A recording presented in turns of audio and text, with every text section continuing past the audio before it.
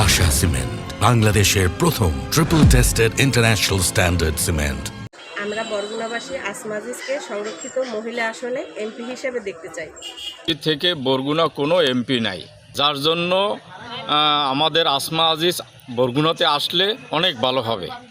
আমরা আসমা আজিজকে বরগুনাতে এমপি হিসেবে দেখলে আমাদের বরগুনা উন্নয়ন হবে, বরগুনা খেটে খাওয়া মানুষের উপকার হবে, যেহেতু আমরা আসমা আজিজকে এমপি হিসেবে দেখতে চাই। আমার বাবা একজন শিক্ষক ছিলেন এবং একজন চেয়ারম্যান ছিলেন।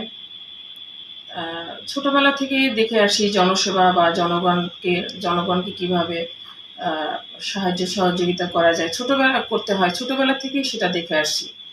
তো আমি 2014 সাল থেকে এলাকায় সবসময় মানুষের পাশে থেকেছি।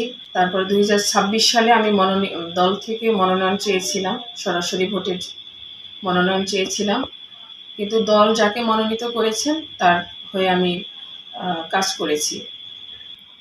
দল যেটা বলেছে যে ত্যাগীদের মূল্যায়ন করবে, ত্যাগীদের যদি মূল্যায়ন করে সেক্ষেত্রে আমি আশাবাদী।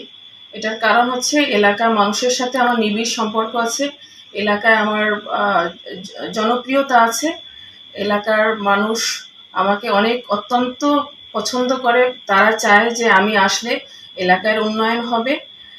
আর দলের যে ক্রাইটেরিয়াগুলো আছে, যে শিক্ষাগত যোগ্যতা থাকতে হবে, তারপরে যারা দীর্ঘ বছর আন্দোলন সংগ্রামে সক্রিয় ছিল, সেই দিক যদি বিবেচনা করে, মামলা হামলার কথা যদি বিবেচনা করে, শিক্ষাগত যোগ্যতার কথা যদি বিবেচনা করে, সংসদে কথা বলার মতো যোগ্যতার কথা যদি চিন্তা করে, সেক্ষেত্রে আমি 100% আশাবাদী।